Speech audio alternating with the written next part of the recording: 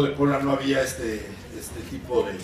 de apoyos a los artesanos y que íbamos a estar trabajando en buscar mayores recursos, mayor capacitación e impulsar el desarrollo de las comunidades en donde pues se encuentran gente que se dedica a la artesanía y promueven obviamente el empleo. La verdad que para la Secretaría de Desarrollo Social que encabeza Rosario Robles,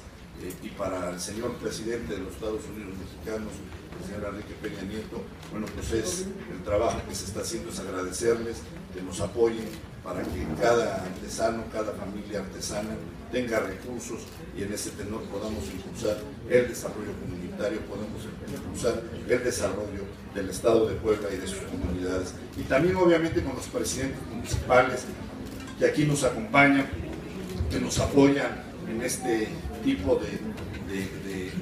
programas específicos y además no nada más como estos programas, sino como el 65 y más, como el seguro de jefas de familia, como el seguro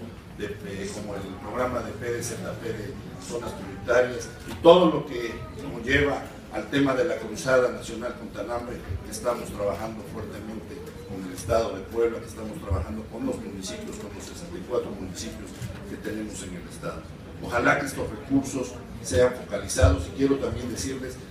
que los programas y las estrategias que tiene el Gobierno de la República y que tienen las delegaciones, por ende, y la Secretaría de Desarrollo Social en específico, son recursos del Gobierno de la República, son recursos que se tramitan directamente, nosotros no trabajamos con promotores, se tramitan y se platican directamente con los beneficiarios para que de forma directa pueda tener transparencia el recurso y pueda aplicarse donde